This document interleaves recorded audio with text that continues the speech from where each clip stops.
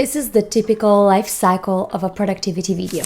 I feel demotivated, I don't know what to do, I am bored. I go on this magical platform called YouTube and I try to find something that motivates me and inspires me. YouTube is loaded with this type of content. The next step is I watch the video, I feel super energized, super motivated. My life is organized. Everything has been figured out. And maybe this actually works for one day or one afternoon. And then again, the circle is broken. I don't know what to do. I'm unmotivated. I procrastinate. Oh, I'd love to watch the League of Legends World Cup. And then we enter this vicious circle of we watch people who are doing stuff, they're earning money, they're doing their job, and you aren't. You're there looking at them. I've talked about the same situation on my last video. You've loved it. It's the same with languages. I watch a polyglot speaking about their amazing life experiences, and there you are. You watch their content, but you're not doing anything. So I'm not a productivity guru. I love the idea of being more efficient and doing more stuff, but at the same time, I believe it has to make sense in your personal life. That's why I started to think, wait, what are the actions, what are the principles that I follow when I get shit done? What do I do? Why in that situation I didn't procrastinate? And it's not just coffee, I promise. For this, I have 5 practical steps. Recognizing that you have this type of clutter and deciding once and for all that you want to fix this. If I dig a little bit deeper, I see that, oh, I had to call this friend. I missed this opportunity. I haven't read this email. I haven't ticked that box. I haven't checked that other box. This creates a lot of anxiety in me. So that's why I decided to jot everything down. I've just opened my Notion and I started to write everything that came to my mind that I needed to fix. It's usually a lot. On the one hand, I feel relieved because I feel like I've taken something off my chest. But on the other hand, I feel overwhelmed because it's a lot. Here's part number 3, the 2-minute rule. I look at the list of things to do. Some truly don't take much time. Writing a message to somebody, to check the door or to check the boiler. There are some things which are truly simple and they accumulate, but if something happens to take 1 or 2 minutes, why would you postpone that? The next thing I try to do is to use the Eisenhower matrix. You divide your page in 4 quadrants, so in 4 parts, and you have important, not important, urgent and non-urgent. So if something is important, it is relevant for your life. There are things that require action soon enough. Sending an email for tomorrow's lesson, for me, it's urgent. It's urgent because I need to notify my student, and it's important because if I don't send the email, the student won't know what I want to tell him or her. Exercising and working out.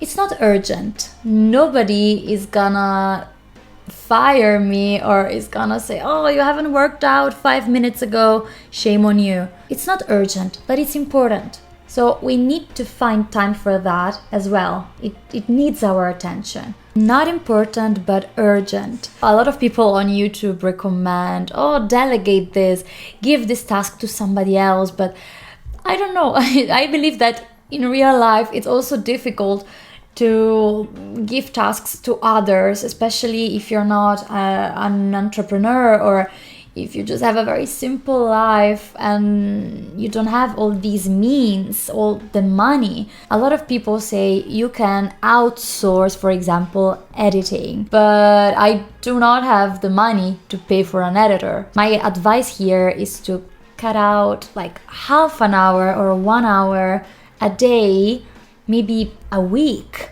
to do that stuff. If you don't have somebody who can help you, you have to do it. So I try to, for example, dedicate an hour a day for my editing. That's been paying off. Not important, not urgent. For example, I have to clean up my email inbox. It's a mess, but It's not the most important thing in the world. It's not urgent. And then my final tip is when nobody tells you how much time you should dedicate to a task, you choose the time. This is Parkinson's law, and this is a principle that has made so much of my work more efficient. Practical example. I sit down and I know that editing a video will take 3 or 4 hours. So what I do is, instead of sitting and just editing and checking how long it takes, I decide I'll start at 10 and I'll finish at 11:30. The next day, I sit down at 9 a.m. and I decide I'll finish at 10 a.m. Creating these blocks helps me be way more focused, because when I have a look at the time, oh sure, I have 15 minutes and I have to finish and I have to quit it, that's it. And I've set deadlines for my YouTube videos, and I don't have a boss, I don't have a deadline, but I've decided those deadlines to keep this kind of pace and also to do the actual editing, because in the past I would say, oh, I'll edit it tomorrow, oh, I'll do it whenever I feel like it. And in this way, I have wasted years of content creation. These are my ways to cope with lack of productivity and lack of motivation. Try to finish what you start though, even if it turns out to be more work than you expected. Finishing things is not just an exercise in tidiness or self-discipline.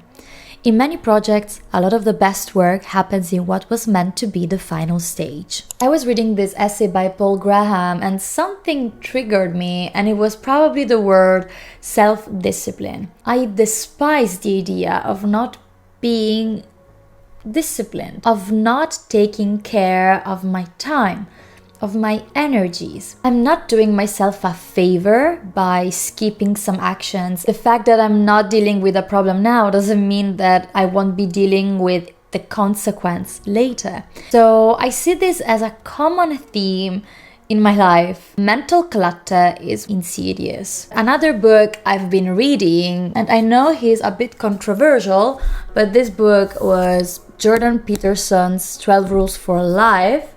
And I read this a long time ago actually. Fa che casa tua sia in perfetto ordine prima di criticare il resto del mondo. Get your shit together, basically, before you comment on other people's work, before you criticize others. Take into exam your own situation. Have you put your life in order? Thank you so much for all the love. I appreciate it a lot. And here you can watch my video about languages, which follows a very similar principle, and you've liked it a lot. Taking action is a big problem, and this doesn't apply just to languages. And thank you so much. I'll see you in my next video. Bye.